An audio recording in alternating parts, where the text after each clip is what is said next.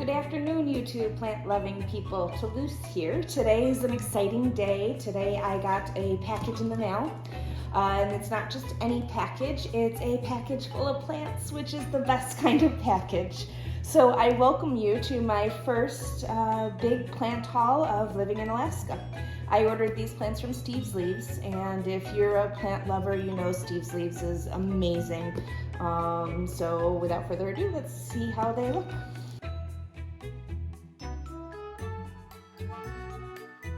Stevesleaves always does a great packing job. You can see they sent me a pen. Look at that. I don't know if you can see. I got a Stevesleaves pen.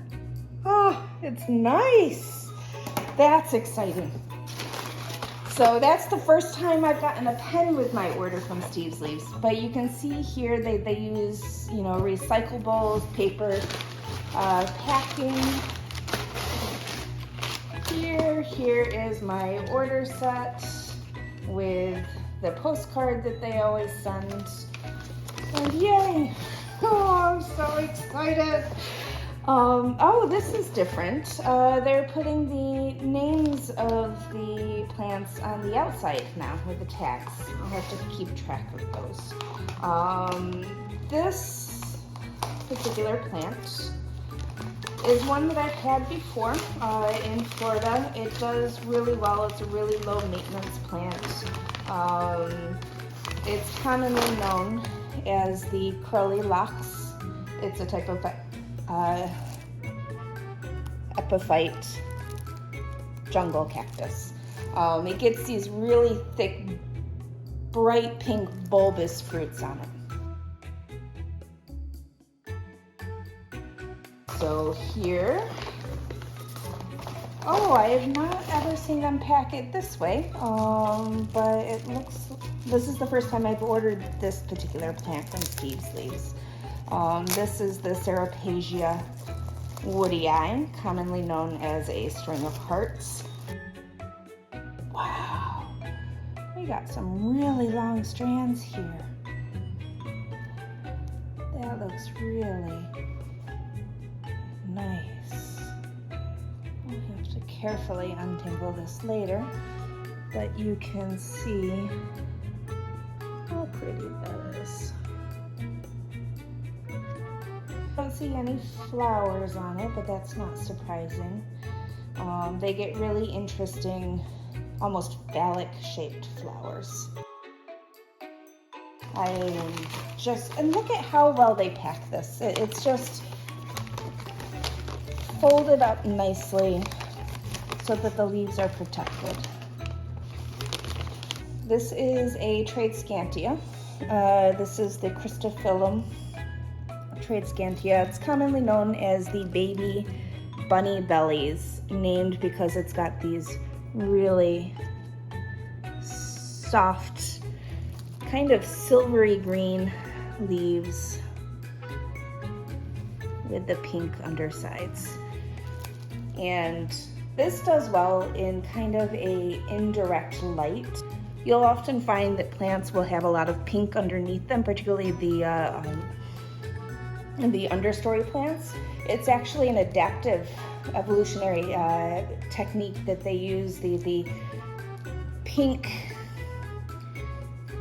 color will actually reflect sunlight back to the plant, and it gives the chlorophylls in the plant kind of a second shot at using that sunlight after the initial. So the sunlight comes in, you see the green of the plant, that's the chlorophyll, that's kind of the energy making component of the leaf. And because understory plants don't get as much sunlight, they developed this pink back so that as the light goes into the leaf, before it gets to the other side, it kind of ricochets back and goes back up, giving those chlorophyll a second shot. But that is actually a beautiful plant. That is amazingly healthy. Wow.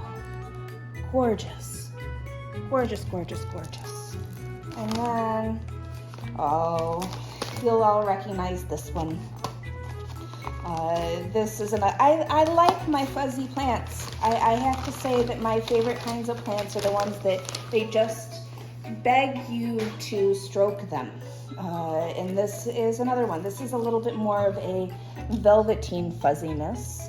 Most of you will probably recognize this. Look at that sheen on those leaves. This is the Philodendron micans. The botanical name is the Heterosinum, I think, Heterosinum, commonly known as the micans. Well, it's a climber, so a lot of people will have these, like your philodendrons, in the hanging baskets, and they'll hang down, but it actually really likes to climb. And if you give it a pole to climb up on, the leaves will get larger, and eventually it's going to lose this as the plant matures, the velvety sheen of it. But while it's young and in an immature state, it'll stay that way. It'll become more of a green, but another one of my favorite plants. Another fuzzy plant. This particular fuzzy plant has such a beautiful aroma to it. This is a Placantherus. So it's in the Coleus family, so it's got those thick velvety leaves. The common name for this, it's the botanical name is the Placantherus tomentosa, I believe, but it's commonly known as the Vix plant. So it has a scent of like Vicks vapor rub, that menthanol scent. So you rub the leaves or you smell it, and it yeah, it's another one of those tactile plants that I just love. Super soft leaves and with just a beautiful aroma to them. This is another plant that I previously had in my collection a few years ago. Another, tactile velvety plant with the pink undersides. I love this plant. This is a type of cissus, so it's commonly known as like a grape ivy, but this is the Cissus adampona. And I think it's a really unique cissus because it has, let's see if you can make it out, these fuzzy kind of sheen, like a muted sheen, fuzzy leaves. This one doesn't have quite as much pink on the underside as plants that I've had in the past. It might be that the light that it was in was strong. One of the fortunate things of being in an apartment environment as opposed to a nursery or a greenhouse is that these types of plants, you'll get a little bit more of a pronounced coloration with it. Look at that. Isn't that such a pretty plant? So this is in the lower light of the apartment. This is what the undersides is going to be. And so you get the beautiful, like rich green tops, and then you look underneath and it gets this pink. So very exciting. As you can see from these plants, I like my vining plants. This is another vining plant. This is a dream. Oh my God, I'm so excited. That is so beautiful. This is a type of Syngonium. The most common Syngoniums that we have in cultivation are the Syngoniums filums, I believe. They're the, variegated Syngoniums, the Syngoniums that get the three leaves. The popular ones now are like the pink splash. This is actually a different subspecies entirely. This is the Syngonium Ray Eye. It has the similar, familiar arrow-shaped leaf, but look at the texture on this leaf. Look at that. That color is so rich and it's so velvety and soft. What an amazing plant. Oh my God, I love it so much. I've never had this in my collection before. I think it's a little less hardy than the more common variety of Syngonium, so it's going to require a little bit more humidity. But look at how beautiful that is. And this is a good sized plant. We've got 1, 2, 3, 4, 5 actually independently rooting I'll have to check out the roots later, but branches. And then there's one here that's putting off another. Oh my gosh, look at how beautiful that is. Look at that leaf. So beautiful. Oh my goodness. Oh, this is another philodendron. And this, oh my gosh, look at those leaves. This is a philodendron burlmarks fantasy. Now this is you can probably see, let me move the box out of the way. Over there on the counter is a burlmarks, the common variety of burlmarks. It grows as a weed, as a landscape plant in Florida. This is the fantasy, and you can definitely see the difference in the size of the leaves. And this is a new leaf. Look at that. Look at that sheen and that texture of that leaf. That is a beautiful plant. This has been on my wish list for a very long time. The new leaf is very soft and almost like a supple leather. It definitely gets thicker and feels a lot hardier here. It's got like a very fine sandpaper texture to it, feeling it. But oh my God, this is beautiful. This has been on my wish list for a while, and I'm impressed with the size of the leaves. And look at how beautiful that is. I'm gonna grab the other one, and we'll do a comparison side by side. This is the full size of the regular burlmarks. The leaves will get a little bit bigger, but look at the difference between those. Look at the texture of the fantasy. The burlmarks fantasy is actually named after, Burl Marx was a very famous landscape designer and horticulturalist in Brazil. And the burlmarks fantasy is actually a plant that they found on his estate.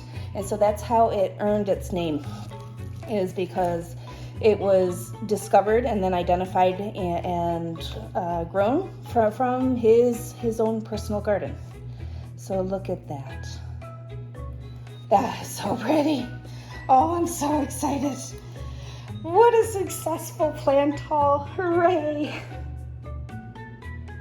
So there you have it, my most recent and I have to say most exciting stevesleaves plant haul. I used to have another channel also called Toulouse Lachette. I unfortunately lost the ability to add to it, but I have a few plant hauls on that particular channel, so I'll put a link to it below, including a stevesleaves plant haul. But you can see, just look at this bounty. I've separated out the plants into their pairs. We've got the Plecantherus here, the Vix Plant. Look at how pretty that is. We've got the Tradescantia here, the baby belly bunnies, and you can see just the beautiful, those silvery gray leaves with that underbelly.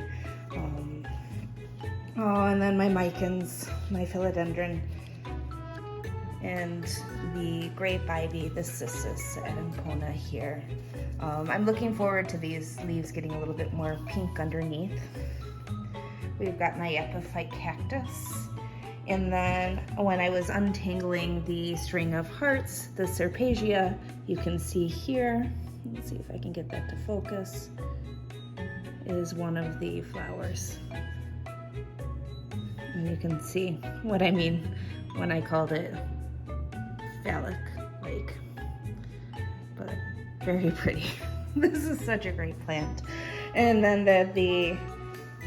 definitely the highlights of the plant haul, my Syngonium Ray Eye. This is, I can't get over how beautiful this is. I just can't get over it. It's so beautiful. And then the burlmarks fantasy.